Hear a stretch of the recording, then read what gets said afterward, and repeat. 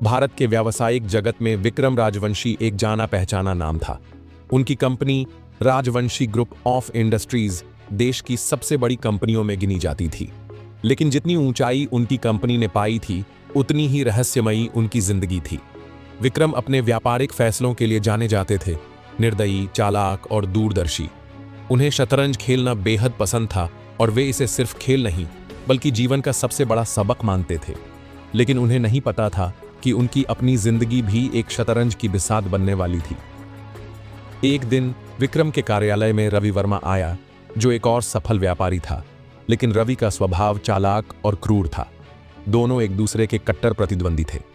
रवि ने कहा, विक्रम जी, क्यों ना हम एक डील करें? विक्रम ने मुस्कुराते हुए पूछा, कैसी डील? हम दोनों मिलकर एक नया बिजनेस शुरू करते हैं, एक ऐसा बिजनेस जिसमें सरकार भी हमारा कुछ नहीं बिगाड़ पाएगी। रवि ने एक मोटा फोल्डर उनकी ओर बढ़ाया। विक्रम ने फोल्डर खोला। ये एक अवैध खनन परियोजना थी जिसमें करोड़ों का मुनाफा था, लेकिन कानूनी जोखिम भी था। रवि, मैं गैर कानूनी काम नहीं करता, विक्रम ने ठंडे स्वर में कहा। रवि हंसा। गैर कानूनी? इस देश में सिर्फ वही काम चलता है जो कानून से ऊपर हो। विक्रम ने प्रस्ताव ठुकरा दिया। रवि चुपचाप उठकर चला गया, लेकिन जाते जाते उसने कहा, शतरंज में हर राजा को एक दिन मात मिलती है विक्रम जी, तैयार रहिए। अगले ही हफ्ते विक्रम को खबर मिली कि उनके खिलाफ आर्थिक घोटाले के आरोप लगे हैं। मीडिया में उनकी छवि धूमिल हो रही थी। विक्रम ने सोचा, यह जरूर रवि का खेल है। विक्रम ने सोचा। कई महीनों तक विक्रम ने अपनी बेगुनाही साबित करने की कोशिश की, लेकिन हर बार नाकामी हाथ लगी। धीरे धीरे उनकी कंपनियों के शेयर गिरने लगे, बैंक ने उनके लोन बंद कर दिए और उनके करीबी लोग भी दूर होने लगे। अब विक्रम के पास सिर्फ एक ही विकल्प था, रवि को उसी के जाल में फंसाना। उन्होंने अपनी गुप्तचर टीम से रवि की गतिविधियों की जांच करवाई। पता चला कि रवि ने भी कई घोटाले किए थे, लेकिन सबूत छिपा दिए थे। विक्रम ने एक योजना बनाई। उन्होंने एक रहस्यमयी गुप्तचर को रवि के पास भेजा। वह व्यक्ति अनजान निवेशक बनकर रवि से मिला और उसे अवैध खनन में निवेश करने के लिए उकसाया। लालच में आकर रवि ने खुद सारे दस्तावेज उस व्यक्ति को सौंप दिए। इसके कुछ दिनों बाद ही एक गुप्त सीडी सरकारी एजेंसियों को भेजी गई। इसमें रवि के अवैध कारोबार की पूरी जानकारी थी। रवि गिरफ्तार हो गया, लेकिन कहानी यहीं खत्म नहीं हुई। जब विक्रम चैन की सांस ले रहे थे, तब उनके पास एक गुमनाम चिट्ठी आई।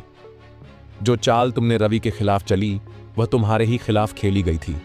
तुम्हें सिर्फ एक मोहरा बनाया गया था, असली खिलाड़ी कोई और था। विक्रम सन्न रह गए। उन्होंने अपनी कंपनी के डेटा को खंगाला और तब उन्हें महेश का नाम दिखा, एक व्यक्ति जिसे उन्होंने पहले कभी गंभीरता से नहीं लिया था। महेश कोई डॉक्टर नहीं था, बल्कि एक शातिर निवेशक था जो छुपकर बड़े बड़े बिजनेसमैन को बर्बाद करता था और फिर उनकी कंपनियां खरीद लेता था। अब तक की पूरी लड़ाई रवि और विक्रम के बीच लग रही थी, लेकिन असल में महेश ने दोनों को आपस में भिड़ा दिया था। विक्रम ने तुरंत महेश से मिलने का फैसला किया। जब वे उसके ऑफिस पहुंचे तो महेश मुस्कुराया।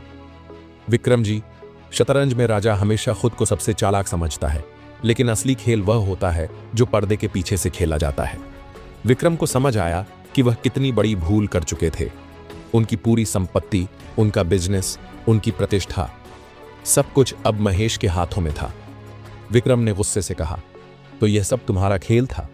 महेश ने हंसकर कहा, तुमने जो चाल रवि के खिलाफ चली, वो मैंने तुम्हारे खिलाफ इस्तेमाल कर दी। तुमने सिर्फ एक मोहरा गिराया, लेकिन मैंने पूरा खेल जीत लिया। अब विक्रम को समझ आ गया कि असली खेल शतरंज का नहीं, सत्ता और लालच का था। कुछ दिनों बाद विक्रम को अदालत में दोषी ठहराया गया। उनकी कंपनी नीलाम कर दी गई और सबसे बड़े शेयरधारक बने महेश। विक्रम अब एक सामान्य कैदी की तरह जेल की कोठरी में बैठा था। उसके सामने एक पुरानी शतरंज की बिसात रखी थी। उसने राजा के मोहरे को देखा और हल्की हंसी के साथ बुदबुदाया, हर राजा को एक दिन मात मिलती ही है।